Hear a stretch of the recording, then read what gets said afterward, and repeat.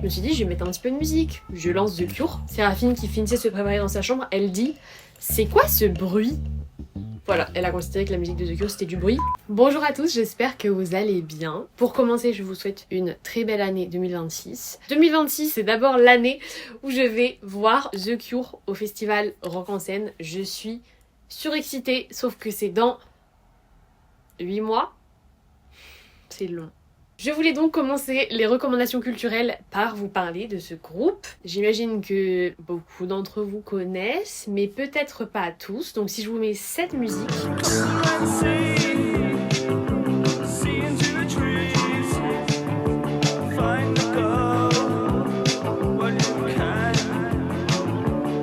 J'imagine que cette chanson vous dit quelque chose parce qu'elle est réapparue sur les réseaux sociaux fin 2024 avec la hype autour du film L'amour ouf de Gilles Lelouch qui avait une bande originale faite de musique comme les chansons de The Cure. The Cure est un groupe associé à de nombreux genres de musique parce qu'ils ont une discographie très riche et aussi variée avec des albums assez dark et des albums plus pop. Moi je suis fan particulièrement de Robert Smith, le chanteur et pilier du groupe, qui ne change pas avec le temps. Le mec a 66 ans, il a la même voix que quand il en avait 25. Leur premier album est sorti en 79, leur dernier album en 2024.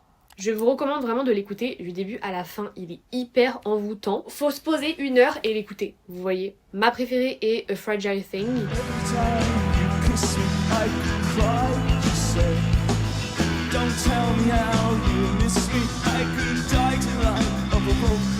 C'est génial, mais... D'ailleurs, petit point sur son look. En fait, avant, il me faisait un peu peur. Mais je vous jure, les gars, regardez des interviews de cet homme. Mais c'est la mignonnerie incarnée. Mais c'est un bisounours. Mais genre, il lui fait un câlin. Il est trop chou. Il est un peu gêné. Et quand on lui dit qu'il est génial ou qu'on lui offre des prix, il est en mode « Merci, Thank you.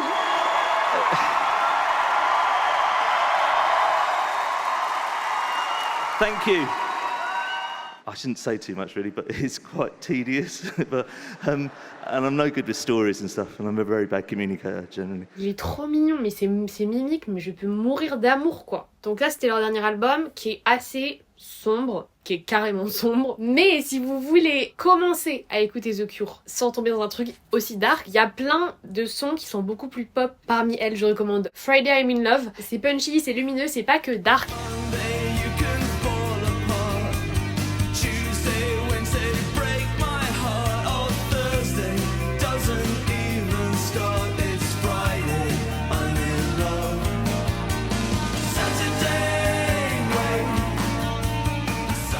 Et sachez que, alors je suis tombée sur cette vidéo au hasard sur YouTube, Robert Smith en duo avec Olivia Rodrigo, dans un concert d'Olivia Rodrigo qui chante cette chanson. Génial!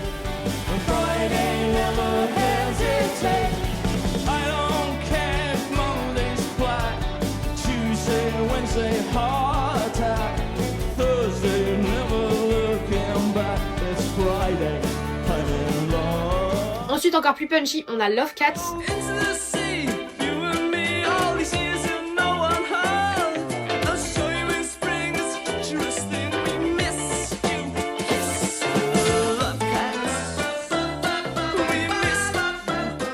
C'était tout pour vous faire découvrir le groupe, mais si vous connaissez déjà et que vous voulez redécouvrir leurs classiques sous un nouveau prisme, je vous encourage à écouter l'album acoustique qu'ils ont fait. Enfin, en gros, ils ont enregistré plein de titres en acoustique et c'est génial parce que c'est un vrai travail d'adaptation de leurs chansons. Enfin, j'entends par là que parfois il y a des versions acoustiques qui sont pas vraiment intéressantes. Je m'explique, par exemple, Bruno Mars a une chanson qui s'appelle Grenade et il a enregistré une version acoustique. On dirait juste qu'ils ont pris le même enregistrement, qu'ils l'ont un chouïa ralenti et qu'ils ont changé la musique derrière. Mais ils n'ont pas travaillé la chanson d'une nouvelle manière. Alors que là, l'album de The Cure, il y a un vrai travail musical pour l'adapter en version acoustique et tout, et c'est trop intéressant.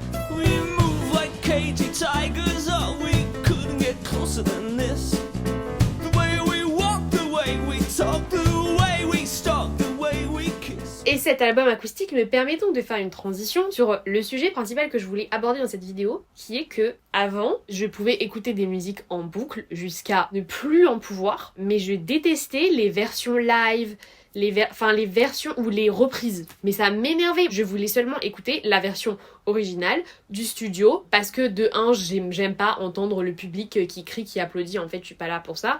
Et parce que, un peu comme les enfants qui aiment qu'on leur lise la même histoire en boucle, bah je voulais écouter une version que je connaissais quoi. Et maintenant j'ai plus du tout la même approche. J'adore écouter mes chansons préférées mais sous de nouvelles versions parce que ça permet de se laisser surprendre. Je vous recommande de faire ça pour 3 raisons. D'abord on découvre le titre sous un nouveau jour parce qu'il peut être joué plus ou moins rapidement. Parfois le chanteur ou la chanteuse change quelques notes, prolonge la partie musicale, ce genre de choses. Ensuite, elles ont une charge émotionnelle plus importante parce que je trouve que les versions studio, comme c'est le chanteur ou la chanteuse qui est dans un studio, tout seul, c'est différent d'une situation où le chanteur ou la chanteuse est face à un public, où il y a un vrai échange humain, ça donne un truc différent. Et troisième chose, la chanson en live est souvent imparfaite, et c'est ce qui lui donne du charme. La version studio, c'est bon, vous la connaissez, il y a des morceaux qui ont pu être enregistrés 10 fois, alors que là, en live, ouais, parfois il y a des petites fausses notes, mais c'est ce qui lui donne son originalité, vous voyez. Donc j'ai écouté pas mal de live et de reprises. J'adore la chanson Un homme heureux de William Sheller. Est-ce que vous connaissez les gens de mon âge? Il est un peu sous-coté comme artiste, alors que c'est quand même un grand artiste de la chanson française. Pourquoi les gens qui s'aiment sont-ils toujours un peu les mêmes? Quand ils ont leurs problèmes, bah y a rien à dire, y a rien à faire pour eux.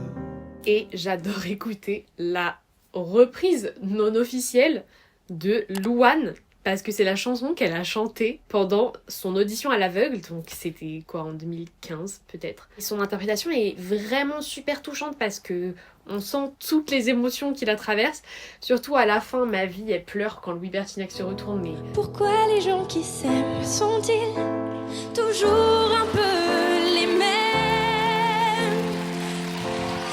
Quand ils ont leurs problèmes, y a rien à faire, y a rien à dire pour eux.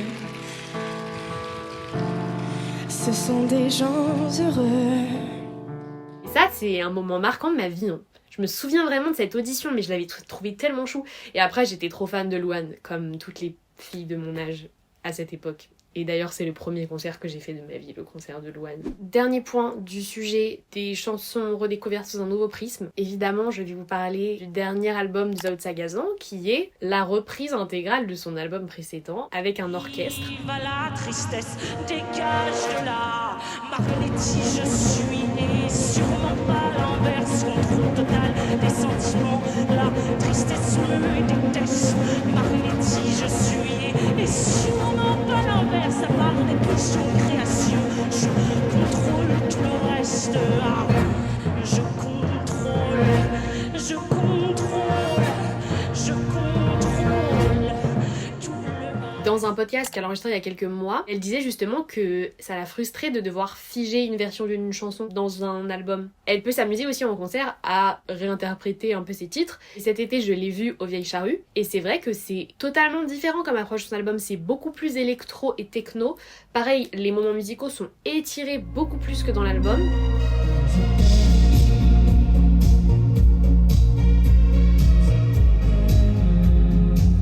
Je vais toucher la main. Oui, j'étais pas si fan de Zao que ça, mais ensuite j'avais l'air, je vais réécouter. Maintenant parlons cinéma avec 2 films que je souhaite vous recommander. Le premier est L'attachement de Karine Tardieu. Je crois qu'il a bien marché, donc peut-être que vous l'avez déjà vu. Je l'ai vu chez moi et franchement, je me suis dit, heureusement que je l'ai pas vu au cinéma, mais parce que je pleurais mais pendant les 10 premières minutes, mais je devais faire pause pour aller chercher les mouchoirs, mais c'était chaud. Hein. C'était chaud et c'était génial en même temps. Pour vous pitcher le truc, sans trop vous en dire, parce que je sais pas vous, mais personnellement, je ne regarde plus les bandes annonces. Le max de ce que je fais, c'est regarder le petit synopsis sur Allociné. Et encore mieux, je préfère juste regarder le genre du film, pour être sûr de pas me retrouver dans un film d'horreur et de mourir. C'est trop nul quand on en sait trop, et je trouve qu'aujourd'hui, les bandes annonces, particulièrement les bandes annonces Netflix, ce genre de trucs. Non mais les bandes annonces Netflix, ils nous spoilent toute la série.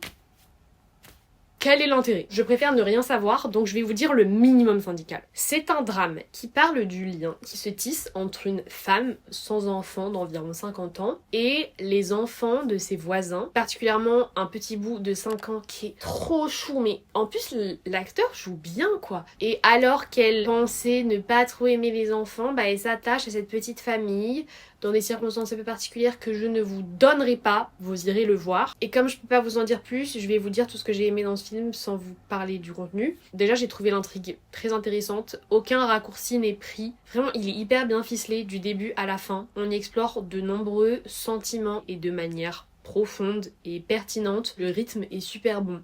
On s'ennuie pas, il se passe plein de choses mais pas trop. Chaque personnage est bien travaillé et il n'y a aucun personnage secondaire pas assez développé. J'ai adoré. Allez le voir et dites-moi ce que vous en avez pensé. Deuxième film qui est aussi pas du tout joyeux. C'est La plus précieuse des marchandises de Michel Hazanavicius. C'est un film d'animation que j'ai trouvé sublime. J'ai adoré les dessins, la construction, le travail du son. Encore une fois, je ne vais pas trop vous en dire. Personnellement, je ne savais rien de ce film en le regardant. Pourquoi je l'ai regardé? Peut-être parce que j'en avais entendu du bien. Ce que je peux vous dire, c'est que ça prend place dans un lieu inconnu. Tout est enneigé et il y a un foyer dans lequel il y a une femme et un homme de conditions très pauvres qui n'ont pas d'enfants et qui un jour tombent sur un bébé dans la neige. Je ne vous dirai rien d'autre puisque si vous le regardez vous comprendrez pourquoi j'ai pas voulu vous spoiler. Mais c'est vraiment beau, c'est assez contemplatif, il y a peu de dialogue, il y a plein de petits gazouillis de bébés trop mimi et par moments il y a une voix de narrateur qui est celle de Jean-Louis Trintignant qui a une très belle voix. Bah, le film est sorti en plus après sa mort, j'espère qu'il aura pu le voir avant, mais peut-être pas quand même s'il y a eu 2 ans d'écart. Parlons maintenant de la revue d'une amie dont je vous ai déjà parlé, à laquelle je participe à petite échelle, qui est, je vais la chercher puisque je ne prépare jamais mes affaires. Cette amie, c'est Cécile Marie, avec laquelle j'avais tourné 2 vidéos sur l'ENS, si ça vous intéresse. Et Cécile Marie, pendant sa cagne, parce que pendant sa cagne, elle avait rien d'autre à faire, évidemment, elle a imaginé une revue qui s'appelle Survivre, puisqu'elle était en cagne, et que voilà, vous comprenez tout de suite pourquoi. Comment elle le décrit, elle, cette revue ? Je vais vous chercher la description. Survivre est une revue culturelle et créative créée et animée par un groupe d'étudiants. Notre objectif, renouer avec la beauté d'un texte, d'une chanson, d'une peinture, prendre une bouffée d'air chaque saison sur un nouveau thème, partir à l'aventure au gré de nos inspirations et sans trop se prendre au sérieux. Le dernier numéro qui vient de sortir, qui est donc celui de l'hiver 2025, est sur le thème du silence. Déjà, regardez-moi cette beauté. Voilà. Donc moi, évidemment, je les achète parce que je participe au projet, quoi. Mais vous pouvez les retrouver gratuitement sur le site dédié à cet effet, dont je mettrai le lien en barre d'infos et en commentaire. Et si vous voulez les consulter sous format papier, vous trouverez les informations sur le site. Donc c'est Cécile Marie qui chapeaute le truc, et Tsipora, une autre amie à moi qui... Bon, en gros, c'est elle les 2 chefs, quoi. Et après, nous, on a des petits rôles à droite à gauche, et on s'investit comme on peut. Donc la revue numéro 1, le thème c'était juste survivre.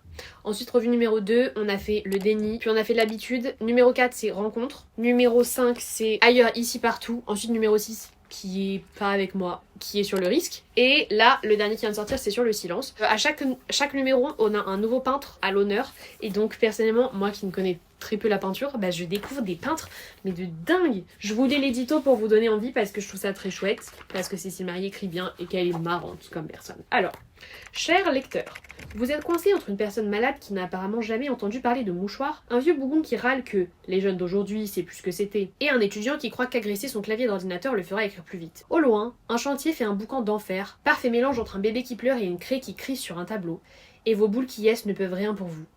Chut. Allez faire le vide dans votre tête. Survivre est enfin de retour. Installez-vous confortablement, gardez une tasse de votre meilleur thé à portée de main et laissez-vous porter dans les paysages enneigés de Galen Kallela. Ce thème avait de quoi rejoindre le pari survivresque, celui de proposer un pas de côté, où le recul n'est pas le retrait méprisant d'un monde saturé mais bien une condition pour y demeurer et y survivre. Cécile Marie et Tsipora. Non mais elle est géniale cette revue. En fait là je suis allée la récupérer hier et j'étais trop contente. Donc là il y a un kit de survie, on a un petit poème, ensuite on a des recommandations musicales, donc sur les thèmes du silence évidemment on a recommandé Enjoy the Silence de Dépêche Mode, on a Du bout des lèvres de Barbara, Je te laisserai les mots de Patrick Watson et bien plus encore. Ensuite, je vous dis rapidement, on a une page de recommandations culturelles, mais allez checker tout ça. Hein. Ensuite, on a une lexicologie du silence, un petit texte de Cécile Marie sur le ghosting. qui s'appelle S'il ne me répond pas. Un petit poème. Dans chaque revue, on interviewe quelqu'un. Enfin, je dis on, je n'ai jamais interviewé personne. Hein. Qui est là, un entretien avec Speranza Scapucci, qui est une chef d'orchestre. J'ai personnellement écrit un article dans celui-là, donc allez checker le dernier. À la fin, on a un horoscope. Dans Survivre de l'été 2025, avec Séraphine, on avait fait une page de jeu. Mais en fait, c'est marrant parce que à chaque fois que je reçois la dernière version, je me dis waouh, elle est tellement réussie et aboutie. Et finalement, la version qui suit est toujours meilleure. C'est Tipora qui se charge de la mise en page et elle gère vraiment, elle est trop forte Tipora. Tu nous manques Tipora. Tipora est en voyage dans des contrées lointaines. Avec Séraphine, on avait fait des mots croisés. Voilà. Le prochain thème, d'ailleurs, je lance ici. C'est un peu une exclue. Ce sera sur la fête. Je vous ai assez tunnel sur cette revue. Elle est super, allez la checker. Pour finir sur la littérature, est-ce que vous connaissez le questionnaire de Proust? C'est un test de personnalité. C'était un peu un jeu mondain au 19e siècle, dans les salons, etc. Et on l'a appelé le questionnaire de Proust parce que on a retrouvé l'exemplaire de Proust. Je voulais vous lire certaines de ses réponses parce que cet homme est génial et que je suis trop fan. La qualité que je préfère chez un homme. Des charmes féminins. La qualité que je préfère chez une femme. Des vertus d'homme et la franchise dans la camaraderie. Le principal trait de mon caractère, la bonté, ma vie. Mon occupation préférée, aimer. Ce que je voudrais être, moi, comme les gens que j'admire me voudraient. Wow. La couleur que je préfère. La beauté n'est pas dans les couleurs, mais dans leur harmonie. Marcel Lave. Limite, on dirait qu'il se fout de notre gueule. Il répond pas à la question. Il est obligé de faire un truc hyper philosophique à chaque fois, mais c'est ce qui le rend génial. Mon principal défaut, je dirais quoi? L'impulsivité. Lui, il répond... Ne pas savoir, ne pas pouvoir, vouloir. Comment j'aimerais mourir? Non mais alors ça, comment j'aimerais mourir? Je sais pas, réponds comme tout le monde, en paix, entouré des gens que j'aime, dans mon lit. Lui il répond, meilleur et aimé. Voilà, je pense qu'on va finir là-dessus, hein, parce que dire après ça, finalement. Mais en vrai, je trouve que c'est un bon test à faire avec ses potes. Enfin, c'est un peu profond, quoi, vous voyez. D'ailleurs, ça me fait penser, comme il parlait de poésie, et je fais le lien aussi avec Survivre. Dans Survivre, il y a pas mal de poésie. Et personnellement, en fait, il y a plein de sphères artistiques que je ne connais pas assez pour y être sensible. Et la poésie en fait partie. Et j'aimerais m'intéresser plus à ces formes d'art. Parce que donc là, j'ai écrit un article dans le dernier Survivre. Et je discutais avec un copain. En fait, lui, il écrit pas mal de poésie. Il propose tout le temps un texte. Et c'est trop chouette parce qu'il écrit de manière super libre, vous voyez. Alors que moi, mon article... Je sais que je m'exprime bien à l'écrit, on me l'a déjà dit, genre je suis claire et tout. Mais je trouve que j'ai pas de style, vous voyez. Je suis trop académique dans mon style, j'ai vraiment syndrome de bon élève, voilà. Aucune originalité dans mon écriture. Et donc j'en parlais à Nathan, il me disait mais lis de la poésie. Ça va t'aider à sortir un peu de ces carcans trop scolaires. Donc n'hésitez pas si vous aimez la poésie à me recommander des recueils, des auteurs. Donc j'aimerais m'intéresser davantage à la poésie, mais aussi à la peinture. Et je suis allée voir, il y a quelques jours, l'exposition sur Kandinsky à la Philharmonie, qui était très chouette. Kandinsky, c'est ça.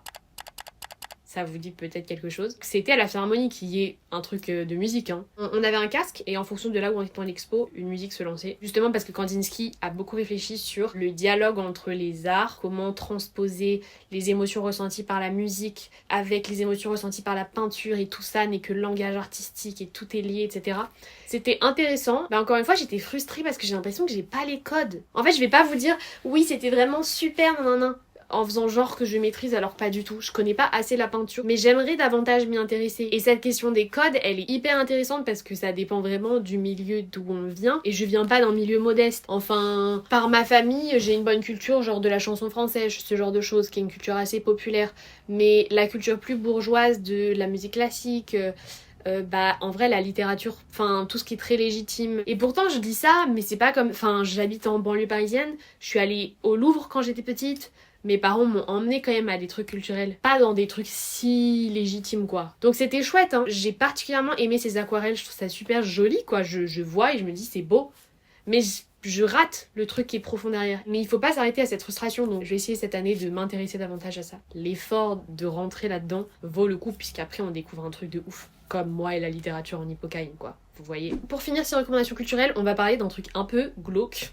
Un podcast qui s'appelle L'affaire Maribel, au-delà du fait divers. Maribel est une enfant de 11 ans qui a tué des gens à la fin des années 60 en Angleterre. C'était un grand événement quand même dans l'opinion publique parce que un enfant meurtrier, c'est quand même assez fou.